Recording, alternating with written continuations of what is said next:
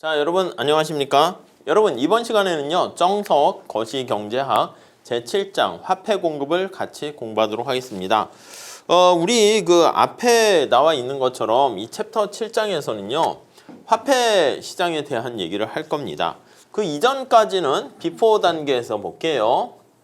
이전까지는 화폐를 고려하지 않았습니다. 그래서 화폐 부분을 생각하지 않고 화폐 없이 화폐라는 거래를 생각하지 않았어요. 화폐가 없이 뭔가 소득을 어떻게 벌어들이고 어떻게 지출하는가. 그래서 첫 번째 줄에 나와 있듯이 소득과 이거에 따른 지출에 대한 흐름에 대해서 우리가 살펴봤어요. 이렇게요. 자, 그런데 우리가 오늘날은 당연히 화폐를 무시할 수는 없잖아요. 그렇기 때문에 시장 가서 과일을 사 먹거나 식당에서 음식 먹을 때도 이 가치가 없어 보이는 5만 원짜리, 만 원짜리 이렇게 화폐죠. 지폐를 낸단 말이죠. 그러면 우리가 그걸 내면 종이 쪼가리를 냈는데 식당 주인은 아무런 의심 없이 그 종이 쪼가리를 받고 밥을 내줍니다. 음식을 대접합니다. 자, 그래서 우리가 이렇게 화폐 없이 실물 시장만 놓고 보게 되는 것을 우리가 상품 시장이다라고 하면 상품이 거래되는 그 이면에는 대가로 주고받는 게 돈의 흐름이잖아. 그 돈이 바로 화폐다라고 보시면 되겠습니다. 자, 그래서 우리가 지금 보려고 하는 것은 화폐가 거래되는 시장을 살펴볼 거예요. 돈의 흐름을 살펴볼 겁니다. 자, 그래서 이제 먼저 화폐의 어떤 기능을 볼 겁니다. 화폐가 생김으로써 뭐가 얼마나 편리해졌는가, 그거를 살펴볼 것이고, 그 다음에 이 화폐의 어떤 범위에 대해서 살펴볼 겁니다. 우리가 글쎄 거래의 매개 수단이 되는 것은 다 화폐라고 할 수 있잖아요. 그래서 어디까지를 우리가 화폐로 볼 것인가, 그거를 살펴보게 될 것입니다. 자, 그걸 보면 이제 화폐 공급에 대해서 살펴보고 화폐 시장에 대해서 보는 거 아니겠습니까? 그럼 역시 화폐에 대한 공급 함수, 공급, 곡선 살펴볼 것이고요. 다음 챕터가 이제 화폐에 대한 수요에 대해서 볼 겁니다. 왜 화폐를 보유하려고 하는가? 이렇게 볼게요. 먼저 지금 첫 번째 단계에서는 1장 1절에 나와 있는 화폐의 어떤 기능과 범위에 대해서 살펴보도록 하겠습니다. 자, 화폐란 이게 뭐예요? 여기 장터에 갔는데 채소 좀 주세요. 이 돈 받으시고요. 근데 그 뭐예요? 안 받아? 이러면은 사실 거래가 이루어질 수 없잖아요. 그래서 제일 중요한 것은 화폐라는 것은 결제를 할 수 있는 자산을 얘기한다. 절약 개념으로 생각하시면 될 것 같습니다. 흔히 우리가 거기 211페이지에 보시면 화폐란 무엇인가 나와 있는데 우리가 부자라고 할 때요. 돈이 많은 사람을 우리가 부자라고 얘기를 해요. 근데 이 돈이라는 말 대신 화폐라는 말을 사용하게 되는데 이 돈, 화폐 이거는 부의 한 형태야. 그러니까 우리가 내가 부를 많이 보유한 사람을 부자 이렇게 얘기하는데 이 부를요 돈으로 이제 화폐로 보유할 수도 있고 뭐 채권이나 주식으로 증권으로 보유할 수가 있고요. 이 부를요 아니면 동산이 아니라 부동산 집이라든가 건물이라든가 이런 걸로 보유할 수도 있어요. 그래서 우리가 흔히 얘기할 때 나는 돈을 많이 벌어서 부자가 될 거야 이렇게 생각하게 되면 돈은 사람들이 무조건 많이 원할 거야 할 수는 있는데 그 부의 모든 수단이 이 돈, 화폐만 의미하는 것은 아니다. 이렇게 되어 있습니다.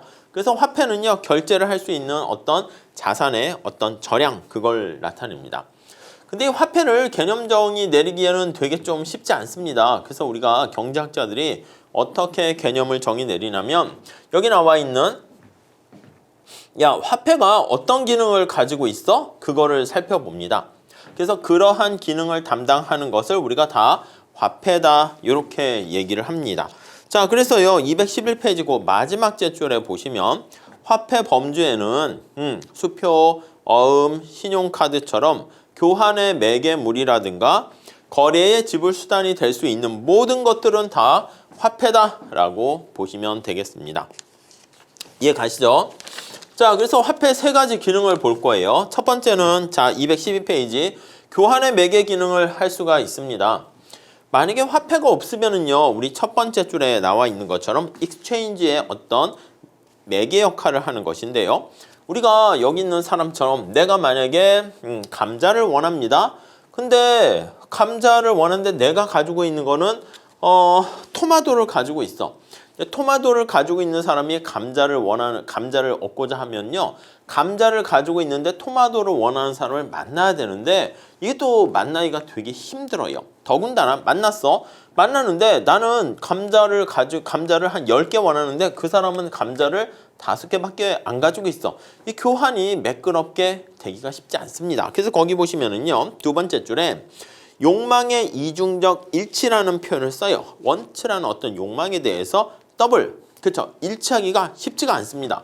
그래서 만약에 화폐가 없으면 이렇게 물물 교환을 하는데 사람들이 거래 대상자를 찾기가 굉장히 어려울 뿐만 아니라 거래의 양을 또 이렇게 정확히 맞추는데 굉장히 어렵습니다. 그래서 물물 교환 시 화폐가 없다면 비용이 많이 들어요. 거래 비용이라고 하시면 되겠어요. 거래와 관련된 비용이 굉장히 높게 발생한다라는 것을 알 수가 있습니다. 자, 그렇기 때문에 거기 마지막 제줄 보시면 일반적인 지불 수단으로 사용되어 거래 비용을 줄여주는 교환의 매개 기능을 화폐의 가장 중요한, 그러니까 이 교환의 매개 기능이 가장 기본적인 화폐 기능이다. 이렇게 보시면 되겠습니다. 그 다음에 가치 척도의 기능을 할 수가 있습니다. 자, 거기 보시면 어카운트에 대한 유닛 역할을 하는데 첫 번째 줄에 상품의 가치가 화폐 단위로 측정할 수 있게 되는 거야. 우리가 말씀드린 것처럼 토마토, 토끼, 바나나, 사과 이런 것들이 얼마나 가치가 있어? 그걸 얘기할 때 기준이 뭘 기준으로 해야 될지 되게 애매하단 말입니다. 그렇죠? 그때 화폐, 원화, 달러 이런 걸로 엔화 이런 걸로 하게 되면 상품의 상대 가격을 보통 우리가 미시에서 얘기할 때는 했어요. 그래서 사과 하나당 바나나가 몇 개의 교환 비율이 있는가 이렇게 얘기했었는데 근데 우리가 화폐를 이용하게 되면요. 거기 나와 있는 것처럼 햄버거가 콜라의 가치가 3배 있다라고 하면 콜라에 비해서 그러면 햄버거 가격이 3,000원이면 콜라 가격이 1,000원이다. 이렇게 얘기하면서 원화로 표현할 수가 있는 거야. 원화나 달러로 이렇게 표현을 하시게 되면 그럼 서로 가치에 대한 척도로서 교환 비율을 금방 우리가 파악할 수가 있습니다. 이해하시겠죠? 다음에 가치 저장 기능이 있습니다. 가치 저장 기능이 있어요. 자, 그래서 거기 첫 번째 줄에 보시면 어떤 화폐라는 것은 어떤 한 시점에서 다른 시점까지 구매력을 보관해 줄 수 있습니다. 구매력을 보관해 준다라고 보시면 되겠습니다. 말 그대로 가치를 저장한다 이렇게 보시면 돼. 그걸 가치 저장 기능 이렇게 얘기합니다. 생각해 보세요. 내가 만약에 사과를 상품으로 그냥 물건으로 보유하고 있고 토끼를 내가 이렇게 자산으로 다 보유하고 있어. 근데 아니 토끼가 돌아가시면 사과가 썩으면 어떻게 되겠습니까? 그럼 나의 이 가치 구매력은 날아가 버리는 거야. 근데 거기 나와 있는 것처럼 내가 물론 원화나 달러의 가치가 떨어지거나 그렇게 되면 역시 구매력의 가치가 떨어질 수는 있겠지만은 내가 거기 나와 있는 화폐를 하나의 가치 저장 수단으로 사용하게 되면 구매력을 다음 기까지 이전시킬 수가 있게 됩니다. 자, 그래서 거기 보시면은 네 번째 줄에 귀금속이나 곡물과 같은 상품이 가치 저장 수단으로 선호될 수도 있지만 또 다양한 대체 수단, 금융 자산이 등장하면서 또 그래서 화폐는 점차 또 경쟁력을 상실되고 있는 측면도 있긴 합니다. 자, 우리가 이 현금화 시키는 가장 현금화 시키기에 유용한 자산이 화폐입니다. 그래서 우리가 여기 현금화라는 게 뭐냐면 어떤 자산의 가치를 즉각적으로 결제할 수 있는 수단, 그게 이제 사실 화폐 아니겠습니까? 여기서 요 분이 이 사람한테 화폐를 주면 바로바로 결제를 할 수 있는 거잖아. 근데 여러분들이 만약에 당황스럽게 비트코인을 가져왔어. 가치는 높은데 아직까지 사람들이 그걸 다 통용의 수단으로 사용하지 못하게 되면은 현금화, 즉시 결제하는데 어려움이 있게 되는 것이죠. 이해 가시죠? 예, 그런 거를 우리가 현금화라고 하는데 어떤 자산을 얼마나 쉽게 현금화할 수 있는 정도를 우리가 바로 유동성 이렇게 얘기합니다. 이 liquidity 이렇게 표현을 쓰게 됩니다. 자, 그러니까 우리가 화폐가 가장 유동성이 높은 자산입니다. 예, 그렇게 되어 있고요. 그 다음에 213페이지 가보시면 알겠지만 내가 채권 같은 걸 갖고 있어. 그러면 여러분들이 밥을 먹을 때 뭐 삼성전자 주식 뭐 눈에 보이는 건 아니지만 주식 채권 뭐 이런 거를 가지고 제출하게 되면 그러면 사실 밥을 주기가 좀 그렇지. 이게 뭐예요? 이렇게 한단 말이야. 그러니까 이제 그거를 돈으로 바꿔주세요. 이렇게 얘기하죠. 아니면 부동산을 가지고 있어. 뭐 피카소 그림을 갖고 있어. 저기요 사장님 제가요 밥 한 끼 먹고 저 건물 제가 어떻게 좀 일부 띄워줄게요. 이렇게 하기가 쉽지 않잖아요. 그렇기 때문에 우리가 여기 나와 있는 유동성이 제일 높은 자산은 화폐를 가지고 앞으로 이렇게 얘기할 겁니다. 유동성 이꼴 화폐다 이렇게 보시면 되겠어요. 자, 그래서 여기 나와 있는 유동성이란 자산은 유동성 이꼴 현금화를 가장 빠르게 얼마나 시킬 수 있는 건데 제일 높은 자산이 화폐이기 때문에 이거 동의어로 생각하시면 되겠습니다. 동의어로 생각하시고 그 다음에 이제 유동성이 높은 자산이 뭐 채권이나 이거 부동산 이것도 이제 팔아서 현금화 시켜야 되는 거잖아요. 그래서 뭐 부동산을 유동화 시킨다 이런 식으로 표현하기도 합니다. 네, 그 정도 정리하시면 되겠습니다. 자, 물론 유동성이 제일 높은 자산이 화폐야. 우리가 생각하는 돈이 유동성은 제일 높아서 우리가 뒤에 케인즈는 화폐 수요 함수를 뭐라고 얘기하냐면 유동성 선호설이다 이렇게 얘기합니다. 유동성 선호 이렇게 얘기합니다. 자, 이게 뜻이 뭡니까 하면 유동성 이꼴 화폐이기 때문에 유동성을 가장 선호하는 얘기는 바로 뭡니까 하면 유동성을 선호한다라는 얘기는 유동성이 화폐라고 그랬죠. 선호가 뭐야? 나 원한다는 거야. 그러니까 이 얘기가 바로 화폐 수요를 뜻한다 이렇게 생각하시면 되겠습니다. 오케이? 이해되시겠죠?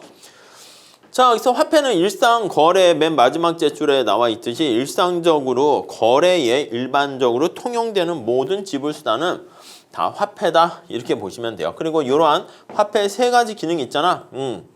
이런 기능을 담당하는 것들은 다 화폐다 이렇게 생각하시면 되겠습니다. 뭐 우리 알다시피 감옥 같은 데서는 사람들이 담배를 가지고 옛날에 진짜 화폐처럼 뭔가 거래의 매개 수단으로 사용하기도 했고요. 좀 뭔가 가치가 큰 거는 뭐 꼬냑 같은 술 같은 거를 화폐로 쓰기도 했었습니다. 그런 것들은 다 화폐라고 볼 수가 있어요. 자, 우리 간단하게 화폐에 대한 역사를 또 살짝 한번 보도록 해볼게요. 자, 거기 보시면 초기에는 이제 상품 화폐라 해가지고요. 뭐 금속화폐, 법화, 예금, 전자화폐 이런 식으로 발전을 해나갑니다. 자, 근데 213페이지에 나와 있는 것처럼 일반적으로 어떤 물건의 교환의 매개 수단으로 사용하려면 화폐의 가장 중요한 기능이 교환의 매개 기능 아니겠습니까? 이 매개 기능을 담당한다고요. 이게 본원적인 어떤 기능이라고 할 수 있는데 자, 이걸로 하기 위해서는요. 첫 번째 거기 보시면 먼저 작고 가벼워야 돼요. 너무 크게 되면 서로 교환하는데 불편함이 따라요.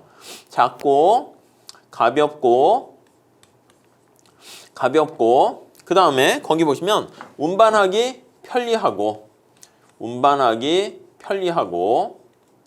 네, 이렇게 그리고요 작은 단위로 나누어 쓸 수가 있어야 돼요. 그러니까 이게 작게 이렇게 나누기가 쉬워야 돼요. 나누기 쉽고 이렇게 쪼개기가 쉬워야 된다는 거예요. 가분성이 있어야 된다는 것입니다. 자, 그리고 또 하나는 오랫동안 내구성이 있어서 오랜 기간 보관해도 변질되지 않아야 됩니다. 그래서 내구성을 지니고 있어야 된다. 네, 이렇게 보시면 되겠습니다. 아시겠죠? 자, 우리 다음 페이지 214페이지에 가보시면 왜 돈이라 부르게 되는가 그것도 한번 보시고요. 돈의 어원 나와 있는데 잠깐 보시고 그 밑에 상품화폐를 볼게요. 사람들이 교환의 매개물로 사용하기 시작한 게 거기 쌀이라든가 아니면 거기 배라든가 옷 관련된 거 아니면 소금이라든가 이런 것들 가축이라든가 이런 것들이 이제 화폐로 사용되었다라고 보시면 되겠습니다. 이것을 상품화폐 또는 물품화폐 이렇게 얘기를 해요. 물품화폐 이렇게요. 물품화폐 이렇게 보시면 되겠습니다. 자, 이렇게 상품화폐랑 물품화폐로 이렇게 사용을 하게 되고요. 자, 거기 보시면 근데 쌀이나 배 같은 상품화폐를 대신해서 등장한 게 바로 금, 은, 구리 같은 약간 내구성이 강하며 분리하기 쉽고 앞에서 얘기한 것처럼 운반하기 쉽고 이거는 좀 이게 보관하거나 운반하거나 분리하기가 좀 어려워요. 그래서 거기 나와 있는 것처럼 금, 은, 구리 주로 이제 금, 은 이런 것들을 우리가 금속 화폐다 이렇게 보시면 되겠습니다. 자, 그래서 거기 보시면은요. 내구성도 강하고 분리하기 쉽고 내구성도 강하고 분리하기 쉽고 운반하기 쉽고 운반하기 쉽고 이런 것들이 있습니다. 자, 그 다음에 거기 보시면은 무게로 달았을 수 있는 금속은 다른 물건보다 화폐로 기능하기에 훨씬 더 유리한 조건을 갖추고 있어서 빠른 속도로 이제 상품 화폐를 금속 화폐가 대체해 나갔다 이렇게 보시면 되겠습니다. 자, 근데 금속 화폐도 나름 몇 가지 문제점을 내포하고 있대요. 문제는 뭐냐면 이 그레샴 법칙이라는 거 들어보셨습니까? 자, 거기 내용을 한번 살짝 볼게요. 자, 우선 경제 규모가 확대되면서 우리가 화폐에 대한 수요, 우리 경제 규모가 커지니까 화폐는 어떤 윤활유 역할을 하니까 우리 몸집이 커지게 되면서 피가 더 많이 필요하게 되는 것입니다. 자, 그래서 화폐에 대한 수요가 증가하게 되는데 금속 화폐는요, 그 공급이 한정돼 있어서 금과 은 이걸 캐내야 되는데 쉽지 않단 말이야. 그렇기 때문에 실물 경제를 뒷받침하기가 어렵습니다. 그래서 이게 경제 규모가 확장되면서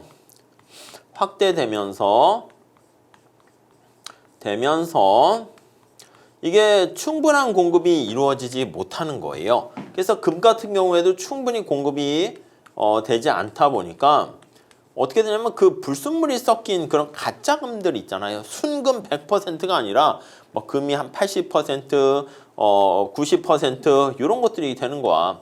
공급이 잘 안 되는 거야. 이해 가십니까?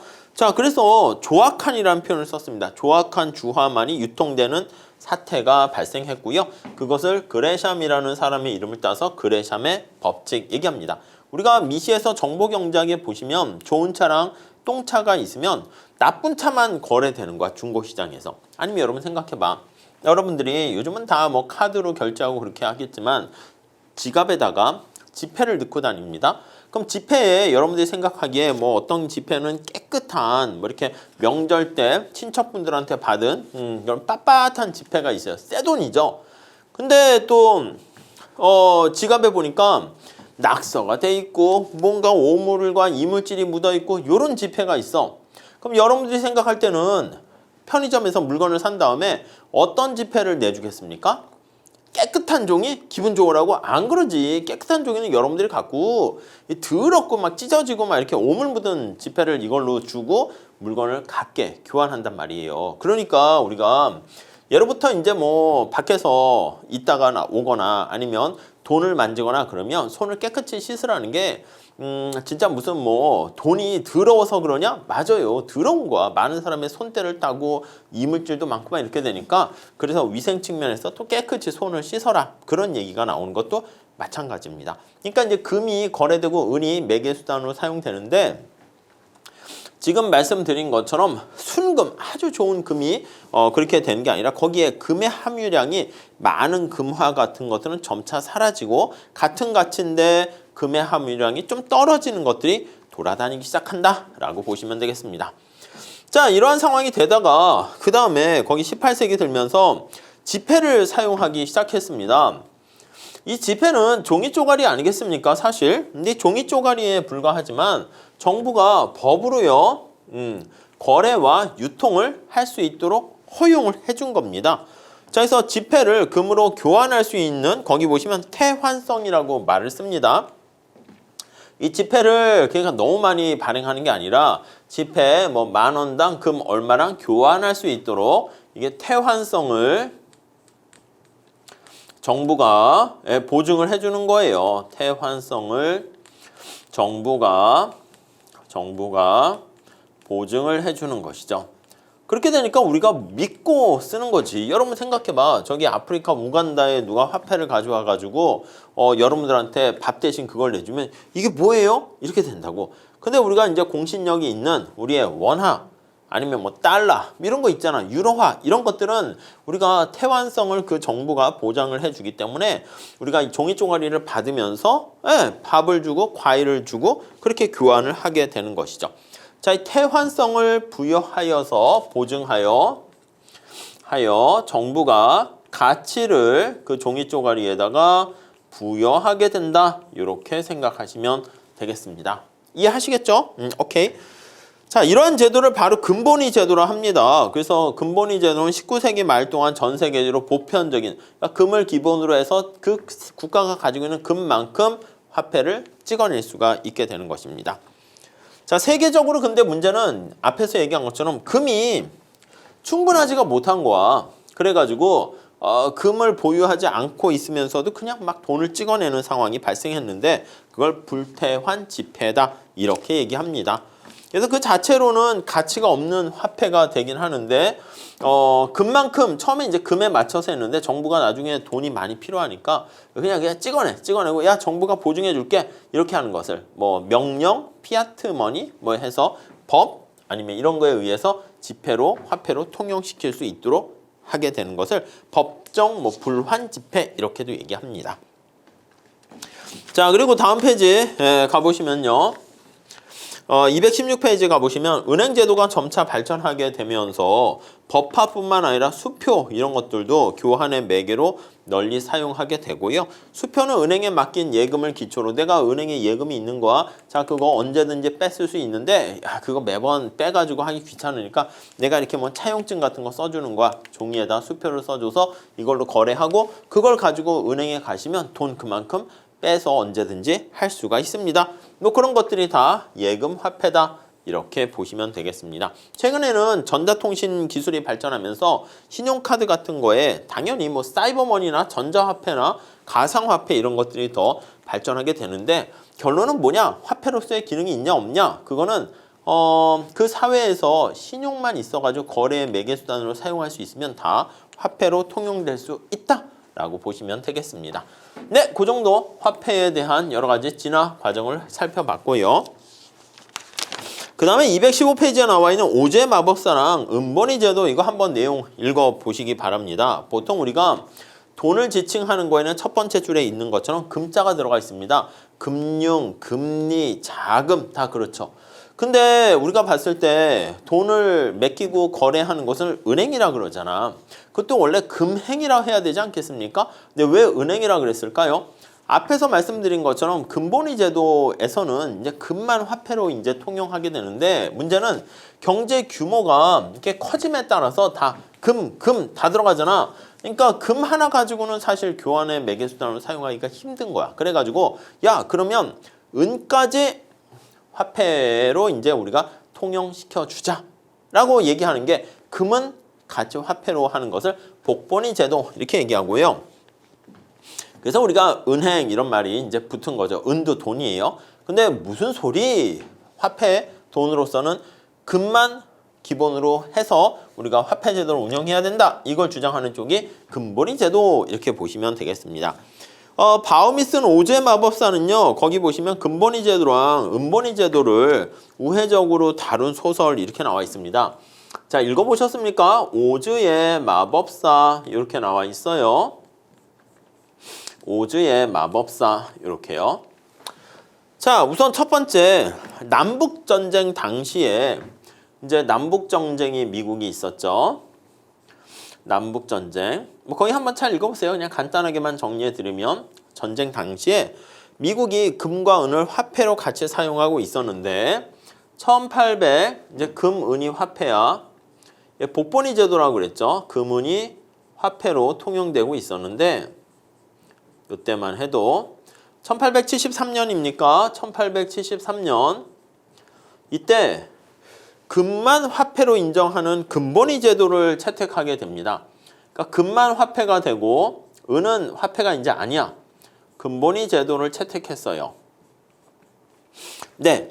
근데 근본위 제도를 채택하게 되었는데 문제는 뭐냐면 전쟁이 끝나고 경제가 규모가 커지고 활성화되고 있는 상황인데 금의 공급이 부족해졌어요. 그래서 이 금의 공급이 부족해졌어. 자, 금의 공급이 부족하게 되면서 어떤 일이 발생했습니까? 라고 하면은요. 거기 보시면 이게 돈을 막 찍어내고 막 금이 막 충분해져서 그렇게 되면 경제가 좋아지면서 물가가 올라가는데 부족해지면서 물가가 하락하게 되는 거예요. 물가가 하락해요.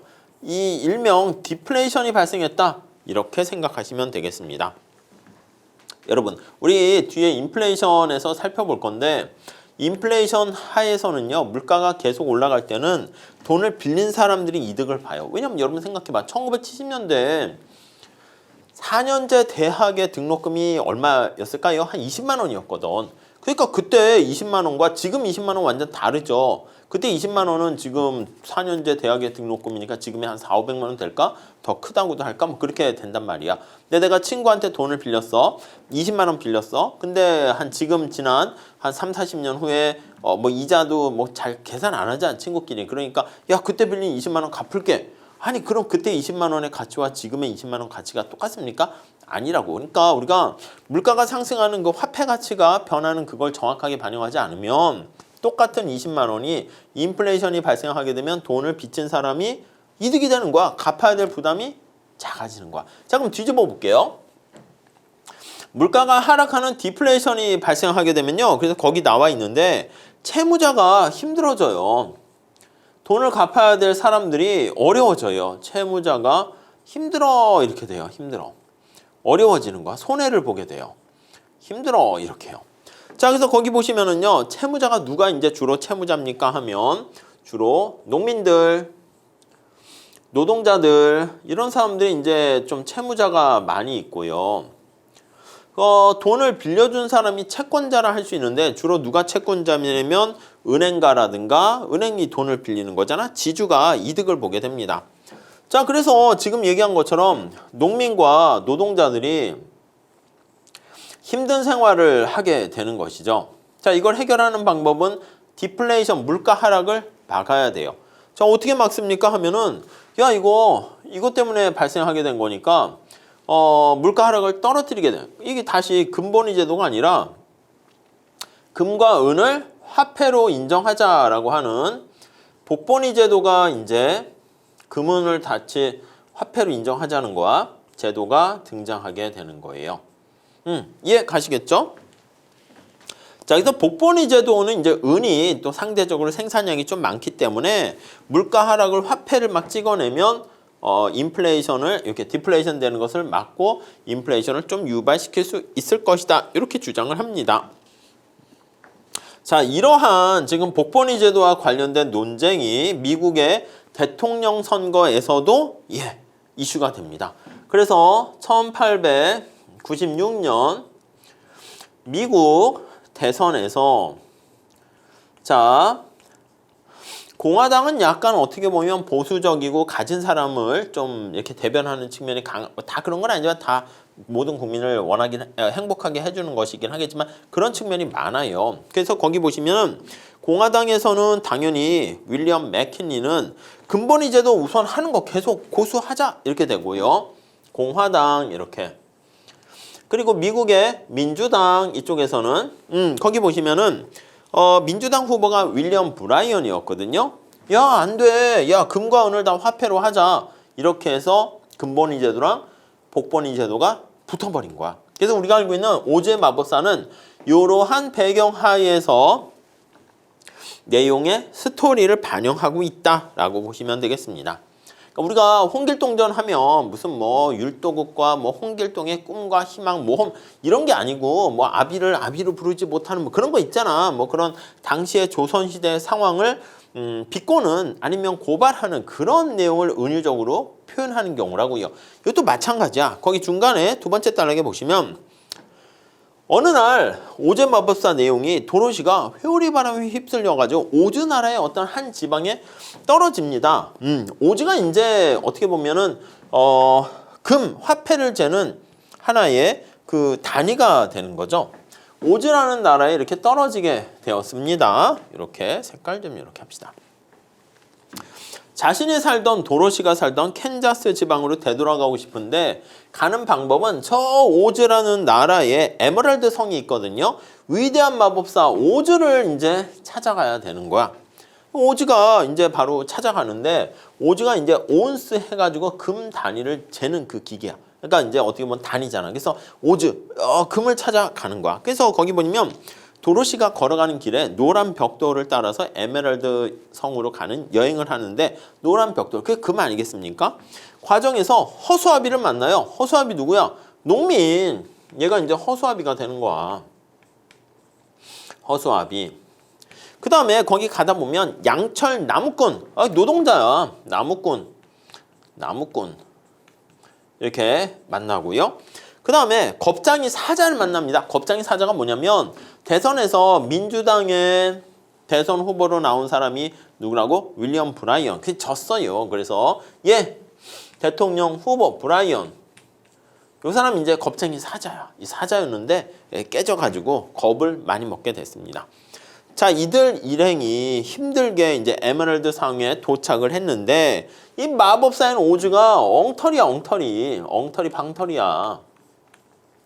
도로시가 나 집으로 좀 가게 해주세요. 당신을 따라가면 될 수 있다고 하는데요. 알고 봤더니 아니야, 뻥이야, 뻥.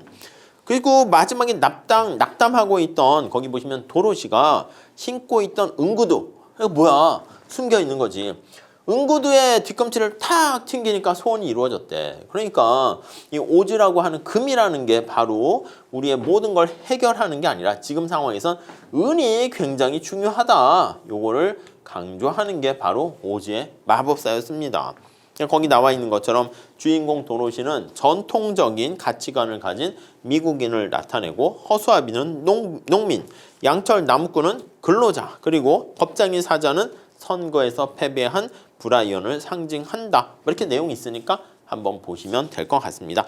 물론 이런 상황이 있었는데 그 마지막에 보시면요. 해피 엔딩으로 끝납니다. 스코틀랜드에서 금을 재련하는 기계가 만들어져 가지고요. 금을 왕창 뽑아낼 수가 있어 가지고 풍부하게 되면서 이 모든 것이 해결되었다. 이렇게 보시면 되겠습니다. 한번 거기 있어서 설명을 드렸고요. 한번 읽어보시면 되겠습니다. 자, 우리 그 다음에 216페이지 가보시면 금융과 금융제도 이렇게 나와 있어요. 금이라는 게 뭐냐면 금융이라는 게 금이 돈이야, 돈. 융이 융통이에요. 그래서 자금이 융통하게 되는 것을 우리가 금융이다. 이렇게 생각하시면 되겠습니다.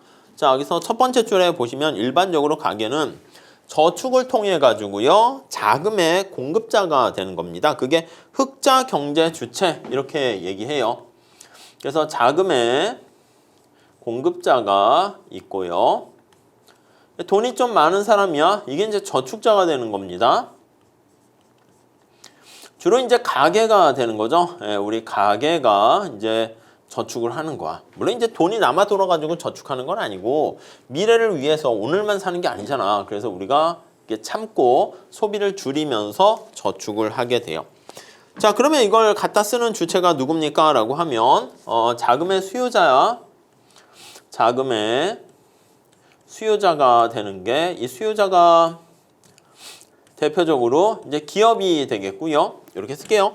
우리가 이제 그걸 투자자라고 보통 얘기하죠. 그래서 투자자 이렇게 얘기하는데, 자, 이 투자자의 대표적인 사람들이 이제 기업이 되고요.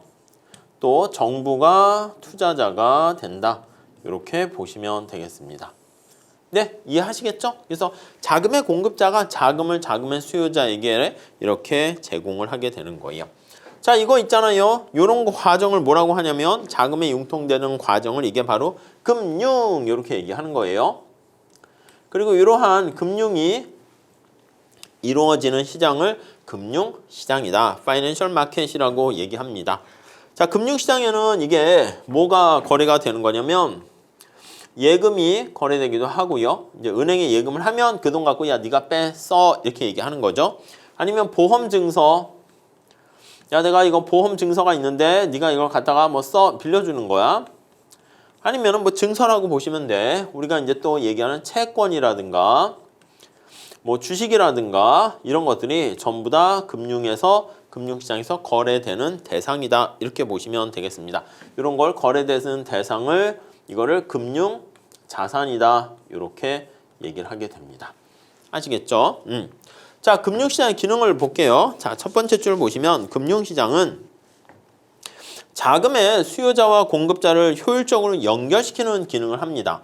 그러니까 이 사람이 자금을 공급하는 우리가 봤을 때 돈이 필요한 사람한테 제공을 하려고 하는데 이게 직접 제공할 수도 있어. 그게 직접 금융이라고 합니다. 간접 금융으로 이제 은행을 통해서 이걸 제공할 수도 있고요. 그게 이제 간접 금융이 되는 거예요. 이게 이제 보통 직접적으로 여기 나와 있는 주식과 채권을 통해서 야, 내가 직접 돈을 빌려줄 테니까 이 증서를 이제 가져오는 거죠. 그래서 직접 금융 이렇게 보시면 되겠고, 중간에 은행과 같은 인터미디어리라 할까? 중개자가 존재하는 거예요. 그래서 은행을 통해서 이렇게 연결하게 되는 이것을 간접 금융이다. 이렇게 보시면 되겠습니다. 네, 아시겠죠? 예, 그렇게 봐주시면 되겠고, 그래서 첫 번째 줄 다시 볼게요. 금융시장은 자금의 수요자와 공급자를 효율적으로 연결해주는 기능을 담당하게 되고요. 또 다양한 금융상품을 만들어줍니다. 그로 인해 가지고요, 거기 나와 있는 것처럼 어떤 리스크, 위험을 분산시킨다. 이렇게 보시면 될 것 같습니다. 또 효율적으로 조성된 자금이 효율적으로 사용될 수 있도록 누구한테 투자를 해줄까? 이렇게 투자의 흐름을 조정하는 역할도 수행한다라고 보시면 되겠습니다. 자, 금융자산의 이 가격 같은 게 우리 금융시장에서 결정되는 금융자산에 거래되는 대상의 가격, 거기 나와 있는 것처럼 그게 투자 대상에 대한 건전성에 대한 신호 역할을 제공하게 되고요. 투자 자금이 효율적으로 활용될 수 있도록 그래서 거래 비용을 낮춰서 효율적으로 연결을 시켜주는 기능을 하는 게 바로 파이낸셜, 금융시장의 기능이다. 이렇게 보시면 되겠습니다. 자, 밑에 그 근대 은행의 유래가 있는데 그것도 한번 좀 간단하게 좀 생각을 해 보시면 좋겠습니다. 첫 번째 줄에 거기 쭉 보시면은 고대 바빌로니아 시대에도 원시 형태의 은행이 존재했대요. 함무라비 법전에서도 재산을 기탁하고 운영하고 또 이자에 대한 기록도 남아 있어요. 그리고 중세 도시 간의 교역이 확대되면서 이제 화폐라는 게 등장하기 시작했고요. 그래서 교역이라는 게 다양한 화폐가 등장하게 되니까 교역을 좀 어렵게 만들었어요. 그러니까 단위가 다르잖아, 화폐가 거래되는 게. 자, 그러다 보니까 그 화폐를 환전해주는 역할을 하는 게 벤치에 앉아서 누군가가 교환해 주는데 벤치, 거기서 뱅크라는 단어가 유래되었다라고 생각하시면 되겠습니다. 자, 유럽이 르네상스와 십자군 전쟁을 하면서 경제 규모가 커지기 시작했습니다. 그러면서 교역 규모도 넓어지게 되었던 것이죠. 그러면서 당시 화폐 제도가 금본위 제도였었는데 이게 이제 거래 대금을 결제하는데 금화가 필요하게 되었고, 근데 이걸 운송하는데 거기 나와 있는 것처럼 많은 비용과 위험이 따르게 되었습니다. 그리고 어떤 사람이 돈을 많이 벌게 됐어요. 돈을 굉장히 많이 가지고 있는데 이게 이제 불안해지는 거야. 이게 다 돈이야, 돈가방을 이렇게 가지고 있는데 불안해지고 이게 막 슬퍼. 왜 그렇게 슬프세요? 했더니 막 울고 있어. 피눈물을 흘리는 것처럼 돼버렸네. 아무튼 왜 우세요? 했더니 당시만 해도 이게 부자가 되면 또 이게 뭐 좀 별로 좋은 것도 아닌데다가 누가 이거를 막 훔쳐갈까 봐 걱정을 하고 있었어. 근데 이 사람이 이제 그나마 이걸 쭉 지켜봤더니 우리가 튼튼한 금고를 가지고 있는 사람을 발견했어요. 누구냐면 금세공업자야, 금세공업자. 자, 금세공업자 골드스미스라는 사람은 금을 세공하는 거잖아. 뭐 연금술사 비슷하게 뭐 이런 사람들은 금을 다루다 보니까 튼튼한 금고가 여기 있었어요. 튼튼한 금고가 이렇게 금고 이렇게 있는 거야. 그러니까 이 사람 입장에서는 자기 집에 돈을 넣어뒀다가 괜히 도둑이 들면 돈을 다 뺏길 수도 있고 자기 생명도 오히려 위험할 수 있기 때문에 그래서 이 금세공업자가 튼튼한 금고를 가지고 있으니까 돈을 여기에 맡기게 되는 거야. 맡긴 다음에 이제 겁이 나잖아. 그러니까 이제 맨날 아침마다 가는 거죠. 확인하는 거지. 제 돈 잘 있나요? 네, 걱정 마세요. 있습니다. 이렇게 되는 거지. 그러면 얘 확인하고 이제 집에 쭉쭉쭉쭉 오는 거야. 아침 일상에 늘 이제 돈이 잘 있나? 그걸 확인하러 가는 거야. 제 돈 잘 있나요? 예, 있습니다. 그러다 이제 약수터 갈 때마다 이제 확인을 했는데 금세공업자인 저 돈을 맡아주는 금고지기한테 이제 금고지기가 된 거야. 이 사람을 이제 어느 정도 친해지게 되면 그다음부터는 직접 가지 않고 저기 제 돈 잘 있죠? 눈으로 확인하지 않아도 잘 있어요. 걱정 마세요. 이러한 신뢰관계가 형성이 되는 거야. 자, 이 사람이 뭐 이왕 할 거 돈을 많이 맡겼다 합시다. 100억을 가지고 있다라고 합시다. 그러면 이 돈이 100억이 여기 있는데 맨날 한 번에 100억을 다 쓰는 것도 아니야.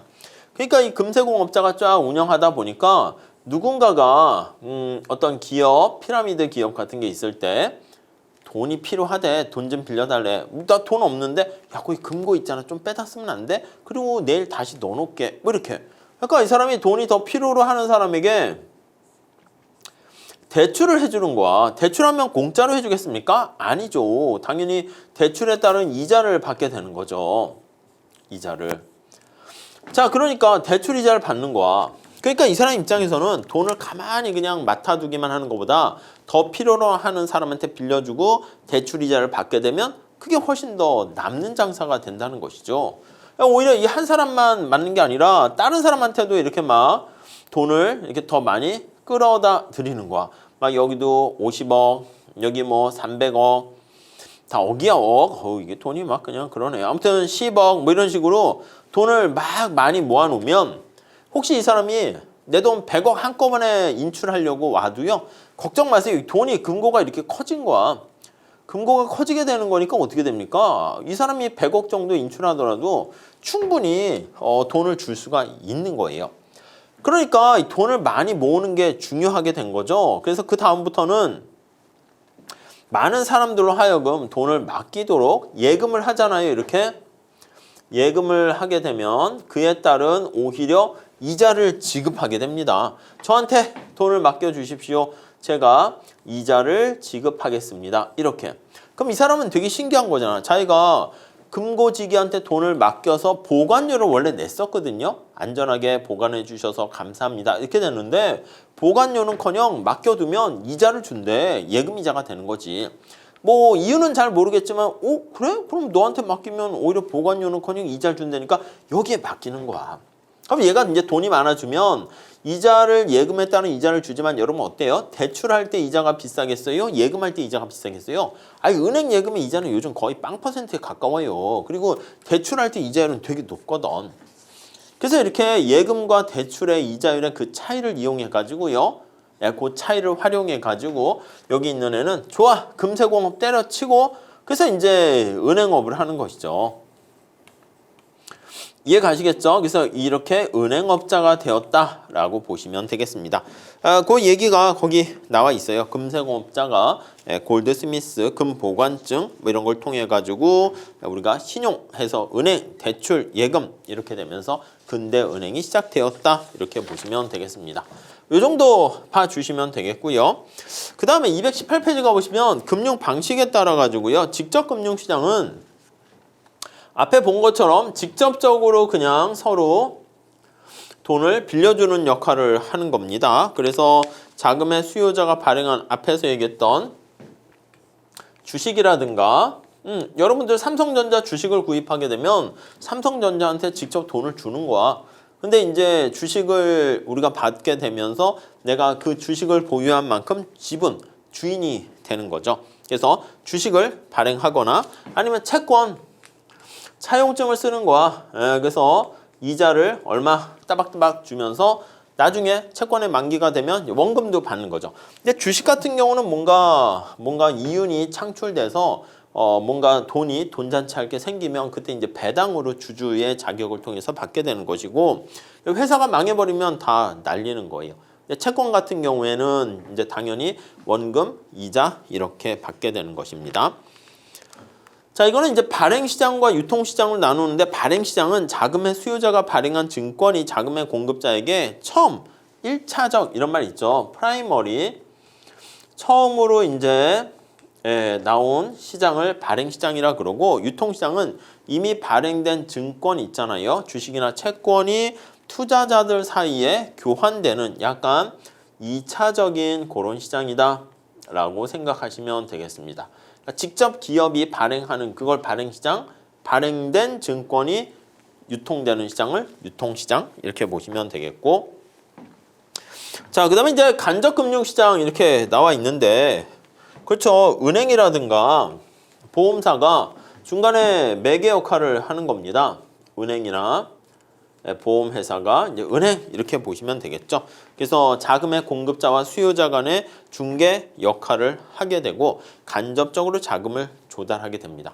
은행 같은 경우에 이제 예금 증서가 되는 거야. 저기 국민은행에다가 예금을 했습니다. 그럼 그 증서, 통장에 찍힌 돈이 있잖아. 그만큼을 내가 요구할 수가 있어요. 마찬가지야. 보험시장도 마찬가지입니다. 보험회사도 마찬가지야. 나 보험에 가입했어요. 그럼 이게 보험 증서가 되는 것이죠. 그래서 예금 증서와 보험 증서 이걸 가지고 거래 대상으로 삼게 된다. 자, 기간에 따라서요. 여기서도 단기와 장기로 나눌 수가 있습니다. 우리가 이제 미시와 앞에 거시에서 얘기하는 그러한 장단기 얘기가 아니라 좀 기간을 가지고 해서 거기 보시면 1년 미만이 되면 단기 1년 기준으로 해요. 1년 미만. 장기는 좀 긴 기간이죠. 긴 기간인데 1년 이상. 요게 바로 장기 이렇게 생각하시면 되겠습니다. 단기 금융시장은 이제 콜시장과 할인시장이 있습니다. 콜시장은 만기가 짧은데 하루만 되는 그런 거. 그러니까 은행이나 금융기관끼리 이제 주로 이제 거래가 되는 것입니다. 그래서 뭐 거의 1일 정도 되는. 은행이 야, 신한은행아, 나 돈 좀 빌려줘. 뭐 우리 은행이 신한은행한테 가서 빌리고 내일 줄게. 뭐 이렇게 되는 겁니다. 자, 콜론, 콜머니 이렇게 나와 있고 할인시장은 다음 페이지 가보시면 상업어음이라든가 기업어음이라든가 통화안정증권, 양도성 예금 증서, 환매조건부 채권, 뭐 재정증권 뭐 그런 것들이 거래가 되는 시장을 할인시장이다 이렇게 보시면 되겠습니다. 장기금융시장과 관련한 장기 대부시장이라고 얘기하는 거와 또 증권시장 이렇게 나눌 수 있습니다. 장기 대부시장이라는 것은 거의 첫 번째 줄에 보시면 기업의 설비 자금을 산업은행과 같은 특수은행으로 대부받는 시장을 장기 대부시장, 대부자금시장 이렇게 보시면 되겠고, 금융시장 중에서 가장 중요한 시장으로 증권시장이 바로 거기 자본시장이라고 얘기합니다. 그래서 이 자본시장에는 주식시장과 채권시장이 거래가 돼요. 앞에서 말씀드린 것처럼 이 채권은 바로 거기 나와 있는 것처럼 채무자가 채권자에게 얘기하는 거야. 돈 빌린 사람이 미래에 정해진 시점에서 3년 후 이렇게 하면은 3년 후에 야, 너한테 빌린 뭐 100억 원을 내가 갚을게.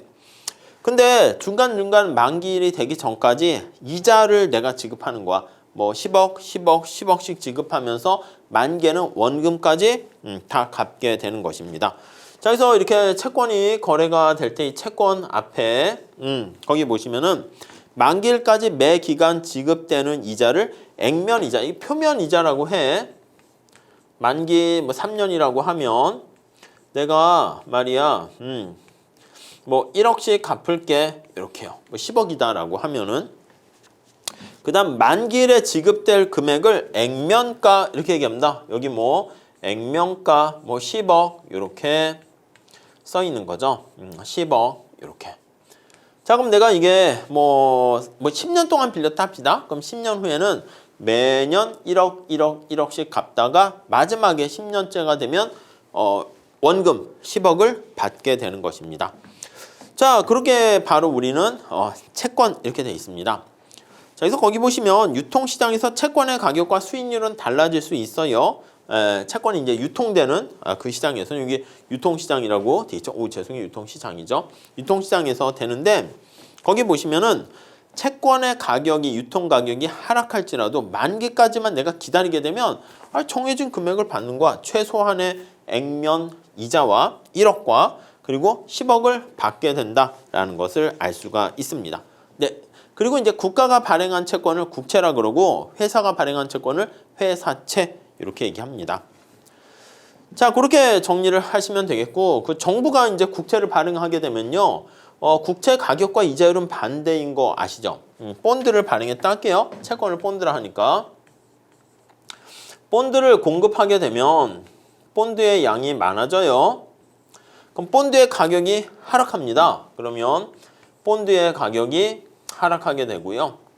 여러분, 이 본드의 가격과 이자율은 서로 반대가 돼요. 그래서 이자율은 올라간다. 이렇게 정리를 하시면 되겠습니다. 국채 가격과 이자율은 반대로 생각하시면 되겠습니다. 거기 나와 있죠. 국채 가격이 하락하게 되면 사람들이 어떻게 돼요? 국채라든가 이런 증권을 사지 않는 거야. 그 사람들이 이제 뭐야 이거 하면 안 되겠네. 이렇게 가격이 이제 떨어지면 이제 사는 거고요. 만약에 가격이 올라가 버리게 되면은 사람들이 비싸니까 안 사는 거지. 그럼 그 돈 가지고 은행에 가는 거야. 그럼 이제 국채 가격이 올라가면 예를 들면 그냥 상품의 가격, 집값이 올라가면 이거 뭐야 집 사기 힘드네. 그럼 가지고 은행에 예금을 하니까 은행에 자금이 많아져 가지고 이자율이 떨어지게 되는 것이고, 만약에 채권의 본드의 가격이 떨어지면 가격이 싸잖아. 그럼 내가 가지고 있는 금융 자산을 어떻게 보유하냐면 화폐로 보유하면 안 되고 채권을 보유한다고. 그러니까 좀 더 수익률이 좋은 쪽으로 가겠지. 그럼 이게 떨어지게 되면은 은행에 있는 돈을 빼서 여기에다가 투자를 한다고. 그럼 은행의 자금에 대한 공급이, 화폐에 대한 공급이 줄어들겠죠. 그럼 이자율은 올라간다. 이렇게 보시면 되겠습니다. 뒤에 우리가 화폐 수요 공급 거기서 다시 볼 겁니다. 자, 그리고요, 우리 거기 보시면 이제 주식 나와 있습니다. 투자자에게 자금을 투자한 대가로 발행하는 증서가 주식이 되고 이윤에 대한 청구권이다. 이렇게 보시면 되겠습니다. 자, 그래서 뭐 직접 금융시장, 간접 금융시장, 그리고 대부 기간에 따라서 1년보다 짧으면 그러면 단기 금융시장, 장기 금융시장 이렇게 정리를 하시면 될 것 같습니다. 자, 그리고 이제 채권은 지금 얘기한 것처럼 채권을 매입하면 이자를 줍니다. 그래서 원금과 이자를 얼마 받게 되고, 주식이라는 것은 회사의 이윤에 대한 청구권을 나타내는 거예요. 그래서 만약에 삼성전자가 장사를 잘해서 수익이 남게 되잖아. 그럼 수익에 따른 일정 부분만큼 배당을 받게 돼요. 그리고 배당뿐만 아니라 삼성전자 주가가 올라갔어. 그렇게 되면 그에 따라서 내가 그 주식을 팔았어. 그러면 내가 자본 이득을 얻겠죠? 그게 바로 캐피탈 게인이라고 얘기합니다. 자, 220페이지 나와 있습니다. 그래서 우리가 채권과 주식의 차이는, 채권은 내가 만약에 채권을 가지고 있으면 그 채무자가 파산하지 않는 한 일정한 이자를 받을 수가 있게 돼요. 근데 주주 같은 경우에는요, 배당금 같은 경우는 영업 실적에 따라서 삼성전자가 폭망했다. 그러면 내가 받을 수 있는, 나도 그만큼 이제 손해 부담을 지게 되는 거야. 그래서 투자자 입장에서는 채권이 좀 더 안정적이고 주식이 좀 변동성이 좀 크다. 이렇게 보시면 될 것 같습니다. 자, 뭐 그 정도 봐주시고요. 근데 이제 기업 입장에서는 주식을 발행하는 쪽이 보다 유리하다 할 수 있다. 그렇게 나와 있습니다. 뭐냐면 이제 주식이면 야, 너도 우리 회사에 삼성전자 주식을 보유했으니까 너도 그만큼 주주가 되고 너도 그만큼 주인이 돼. 근데 내가 사업을 못해서 망하기 직전이면 야, 너 주식 거기 보유한 만큼 너도 책임지니까 거기에 배당이라든가 이런 걸 줄 필요가 없어요. 그러니까 영업 실적이 좋게 되면은 배당 수익을 주거나 주가가 올라가서 뭐 이득이 되겠지만, 영업 실적이 나쁘게 되면 됐어, 너한테 배당금 줄 돈 없어, 그러면 안 줘도 되게 됩니다. 네, 그 정도 정리하시고요. 자, 다음 금융기관은요, 이거야.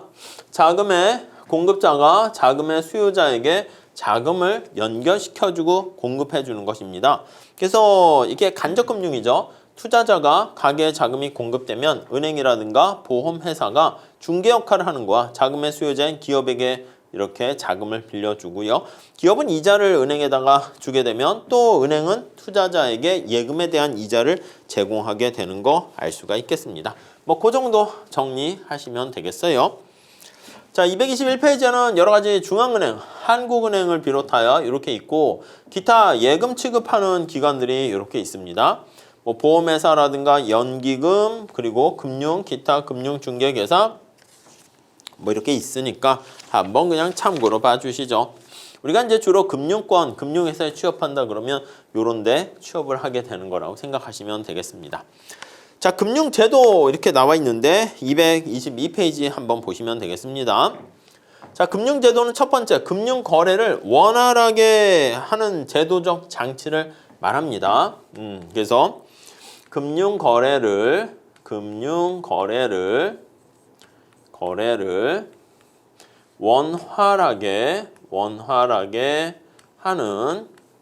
만드는 어떤 시스템, 제도를 금융제도다. 이렇게 보시면 되겠죠.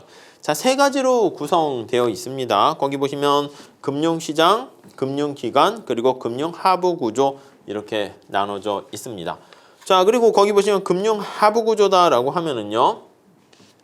네, 거기 보시면 금융시장과 금융기관을 지원하고 감시하는 각종 법률 기구를 얘기합니다. 그래서 중앙은행과 금융감독기구 이렇게 있어요. 그래서 요거 금융하부구조 요거는 요거 이렇게 구성되어 있다고 얘기해야 되겠죠. 그래서 중앙은행, 금융감독기구 이렇게 나와 있고 금융제도는 뭐 이렇게 보는 게 낫겠네. 거기 보시면은 금융하부구조 이렇게 있고 이렇게 쓸게요. 자, 금융하부구조 밑에 여기 보시면 금융시장과 금융기관들을 여러 가지 감시할 뿐만 아니라 뭔가 각종 법률을 마련하는 그런 기구를 금융하부구조가 되겠어요. 중앙은행과 이제 금융감독기구가 되고요. 차라리 여기다가는 금융시장과 금융기관 이렇게 쓰는 게 낫겠어요. 금융시장과 요거를 금융기관 이렇게 쓰는 게 더 낫겠네요. 금융기관 이렇게 되어 있고 요거를 금융하부구조는 이렇게 되어 있다. 중앙은행하고 금융감독기구. 중앙은행은 뭡니까? 한국은행을 얘기하는 거죠. 은행의 은행 역할을 하는 거예요. 그러니까 은행이 돈을 빌리거나 뭐 할 때 한국은행에 가서 뭐 의견을 뭐 이렇게 뭐 자문을 받기도 하고 규제의 대상이 되기도 하고 돈을 빌리기도 하고 또 정부의 은행 역할을 하는 게 바로 한국은행이다. 이렇게 보시면 되겠습니다. 네, 거기 보시면 중간에 정부가 발행한 국채를 일반 은행에게 팔아가지고 현금 통화를 증가시키는 양적 완화를 해주는 동시에 또 차입을 하는 역할을 하는 게 바로 정부의 은행이다. 이렇게 보시면 될 것 같습니다. 자, 여기서 금융감독기구나 뭐 여기 나와 있는 중앙은행 이런 것들은 전부 다 뭔가 금융 시스템이 잘 작동될 수 있도록 관리하고 감독하는 기능을 한다라고 보시면 되겠고 특히 정보 비대칭성으로 일어나는 여러 가지 불공정한 금융 행위를 좀 규제하거나 금지하는 역할을 하는 게 금융감독원, 금융감독기구 이런 데서 담당하게 된다라고 보시면 되겠습니다.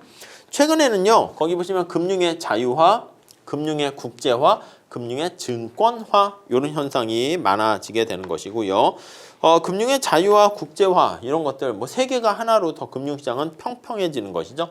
또 금융기술 같은 것들도 점점 고도화되고 복잡화됩니다. 그래서 새로운 금융상품들이 막 등장하게 되는데 그 금융상품의 정체가 되게 불분명해. 이게 우리 몸에 좋은 건지 경제에 좋은 건지 나쁜 건지 애매하기도 하고요. 그리고 금융의 증권화 이런 현상은 토지 같은 거를 담보로 채권을 매매하거나 토지라든가 내가 토지는 갖고 있는데 이게 당장 현금화가 안 되는 거야. 밥을 못 먹어. 그러니까 그걸 금융에 증권화 해가지고 밥을 사 먹을 수 있도록 매매를 할 수 있도록 아니면 개인이 가지고 있는 요트라든가 아니면 더 나가서 소나 말이나 이런 가축 이런 것도 하나의 증권화해서 자금을 조달하는 데 기업이 사용한다. 이렇게 보시면 되겠습니다.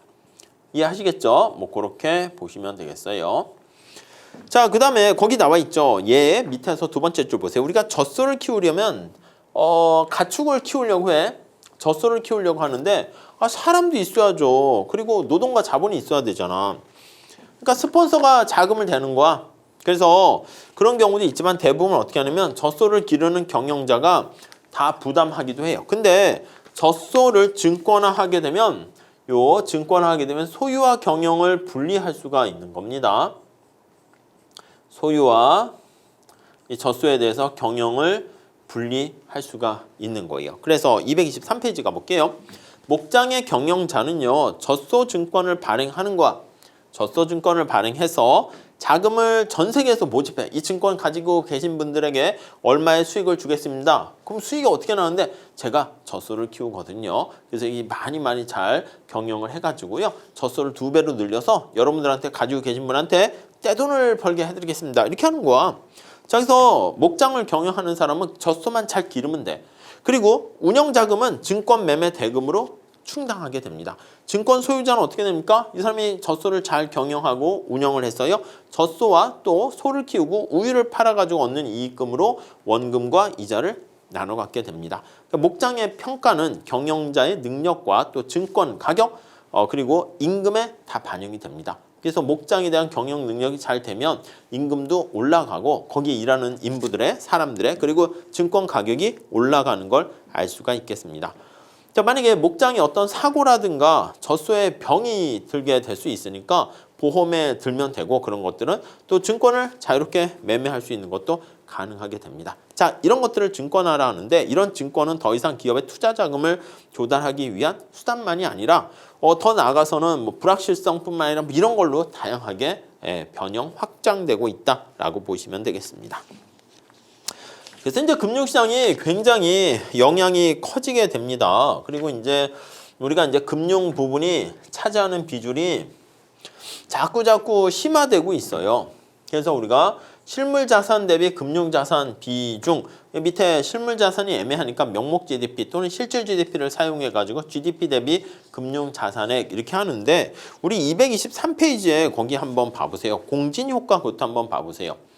이게 재미난 게 보통 우리가 주식을 사거나 팔거나 할 때도 이제 보통 프로그램 매매를 많이 하거든. 프로그램을 걸어가지고 야, 몇 % 이상 떨어지게 되면 그냥 자동으로 팔아. 이렇게 시스템화하는 것이죠. 그래서 거기 보시면 첫 번째 줄에 2002년 영국에서 최첨단 건축 기술과 디자인으로 설계된 밀레니엄 다리가 있었는데 이걸 폐쇄시켰대. 왜? 이 돈 많이 들인 이 다리를 없애? 했더니 다리가 흔들린대. 안전상 이유로 통행을 금지시켰대.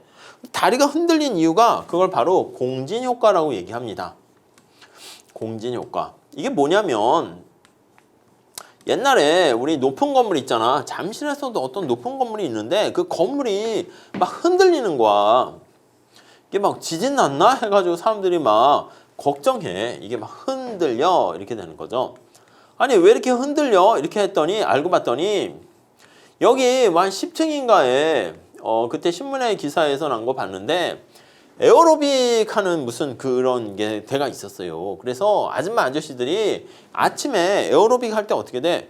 동작에 맞춰서 같은 동작을 움직이잖아. 근데 이게 처음에는 서로 막 동작이 굼떠야지 이렇게 했는데 뭐 칼군무 비슷하게 동시에 같은 동작을 하다 보니까 이 커다란 건물이 흔들리는 거야 이렇게. 그래가지고 뭐 발생했대요. 그래서 거기에도 보면 그러한 이런 거를 이제 공진효과라고 하는데 군대가 다리 건너갈 때 있잖아. 발 맞춰서 보통 왼발 해가지고 이렇게 하다가 보면은 진짜 왼발 하면 이게 힘이 엄청 꽝 세져가지고 줄다리기 하는 것도 비슷한 거지. 사람들이 막 힘을 막 제대로 주는 게 아니라 동시에 같이 똑같이 하게 되면 힘이 훨씬 더 세지거든요. 그래가지고 거기 행군 같은 거 할 때 다리에 진동이 전해지지 않도록 다리 건널 때는요 왼발 이렇게 맞추지 않고 그냥 왼발 오른발 막 이렇게 맞춰서 하기도 한대요. 그런 것들 이런 걸 공진 효과라 하고요. 거기 보시면 사람들이 금융시장에 대해서 사실 뱅크런도 비슷한 거 아니겠습니까? 야 왠지 뭐 이유가 어떤 찌라시던 가짜뉴스든 어떻게 됐든지 왠지 야 증권가에 뭔가 어떤 나쁜 일이 돌 것 같은 그러한 얘기가 확 되면요 그런 나쁜 얘기는요 그냥 바로 휙 전염성도 굉장히 높게 됩니다. 그렇게 되면서 빠르게 파급 효과를 가게 되면서 진짜 문제가 발생하기도 합니다. 자, 금융 연관 비율 이런 것들 한번 뭐 체크만 해주시면 될 것 같고요. 자, 그 다음에 225페이지 가보시면 우리가 화폐량을 측정하려고 합니다. 첫 번째 줄에 한 경제에 야 화폐가 얼마나 있나 그거를 좀 측정을 하려는 지표를 나타내요. 가장 협의의 지표는 돈이 얼마나 풀려 있는가를 봐야 되는데 M1이라고 합니다. 그래서 우리가 소위 얘기하는 현금과 예금, 그러니까 현금 내 손 안에 지금 쥐고 있는 지폐와 뭐 주화, 동전, 뭐 지폐 이런 것들 생각하시면 되겠고 예금 통화라고 합니다. 아예 붙여서 머릿속에 넣으세요. 현금 통화, 예금 통화 이렇게 해주세요. 이 예금 통화는 바로 뭐냐면 이거는 자유 입출식 예금의 합계. 그러니까 은행에 돈을 넣어놨는데 요구불 예금이야. 내가 돈이 필요하면 바로 뺐을 수 있는 그게 바로 예금 통화다. 이렇게 생각하시면 되겠습니다. 자, 그리고 좀 광의의 통화가 있습니다. 그럼 협의의 통화에다가 M1이라고 하는데 이 협의의 통화에다가 준예금 통화라 해가지고 좀 뭔가 이렇게 저축성 예금 같은 거 중에서 좀 이렇게 2년 미만 또는 각종 수익형 금융상품 이런 것들을 거기 보시면 M2 광의 통화에다 집어넣게 됩니다. 아시겠죠? 네, 그렇게 정리하시면 될 것 같고요. 그 다음에 이제 이런 것들을 유동성 가지고 이제 판단하는데 광의의 총 유동성 M3 요거는 거기 나와 있는 것처럼 M3보다는 거기에 금융기관 유동성 해서 리퀴디티를 쓴 거야 파이낸셜 그리고 그냥 광의의 유동성 뭐 이런 식으로 표현을 해요. 그래서 이런 것들을요 이렇게 재편하기 시작했어요. 그래서 이제 우리가 이제 보통 머릿속에 넣어두실 거는 엄청나게 유동성이 있으면 다 그게 화폐라고 볼 수가 있거든. 그래서 여기 나와 있는 금융기관들이 가지고 있는 금융상품이라든가 보험, 증권 이런 것들이 광의의 금융기관 유동성이고요. 더 나가서 이런 금융기관 유동성에다가 광의의 유동성은 정부나 기업이 발행한 여러 가지 유동성 금융상품, 뭐 채권이나 증권, 국채 이런 거 있잖아. 그런 것들도 다 어떻게 보면 길게 보면 현금화해서 화폐로 바꿀 수 있으니까 유동성이 있습니다. 그래서 그건 이제 광의의 유동성 이렇게 얘기합니다. 자, 통화지표의 선택 기준은 이제 통화지표를 가지고 우리가 실물 경제를 컨트롤하기 위한 것인데 얼마나 밀접한 관계가 있는가 그걸 가지고 그리고 또 두 번째는 통제가 가능한가. 그러니까 우리가 이렇게 광의의 유동성으로 가면 정부가 컨트롤하기가 쉽지 않습니다. 그래서 우리가 이제 좀 협의의 통화에 좀 초점 맞춰가지고 우린 보는데 통화라는 개념이 계속 확대되고 있기 때문에 이런 것들도 잘 어떻게 되나 우리가 잘 모니터링을 해야 할 필요가 있게 되겠죠. 자, 그래서 여기 보시면 이제 M1에서 M2 금융기관 유동성, 광의의 유동성 이렇게 확대되는 거 알 수가 있고요. 이게 이제 얼마나 유동성이 높으냐? 얘가 유동성이 제일 높은 거야. 바로 우리가 거래의 매개로 사용할 수가 있어요. 그래서 유동성이 가장 높은 어떻게 보면 자산에 해당하는 그런 특성을 협의의 통화라 그러고요. 광의의 통화는 유동성이 좀 떨어집니다. 물론 그렇지만 가능해. 저축성 예금 같은 것도 우리가 어느 정도 이자 수익을 포기하게 되면 거래의 매개로 사용할 수 있습니다. 금융기관 유동성과 광의의 유동성도 마찬가지가 되고요. 자, 이렇게 보시면 될 것 같고 그 다음에 이제 227페이지 통화지표의 선택 기준 보시면은요. 우선 통화지표 앞에서 말씀드린 것처럼 통화지표 상황을 보면서 경제 규모가 얼마나 커지고 어떻게 잘 작동되는가 그거를 우리가 살펴보려고 하기 때문에 어떻게 보면 통화지표의 양 얼마나 풀렸는가 어떻게 돈이 움직이는가 이걸 보면서 경제 전체의 흐름을 파악할 수가 있게 되겠습니다. 그리고 이제 두 번째는 역시 통화지표를 가지고 우리가 뒤에 화폐 금융정책, 통화정책이라 하거든요. 그거에 대해서 살펴보게 될 텐데 그때 통화량을 조정하면서 실물시장에 영향을 미칠 수 있는가 없는가 그거를 가지고 우리가 얘기를 하는 컨트롤할 수 있는 그거를 우리가 통화지표 해서 통화정책 얘기합니다.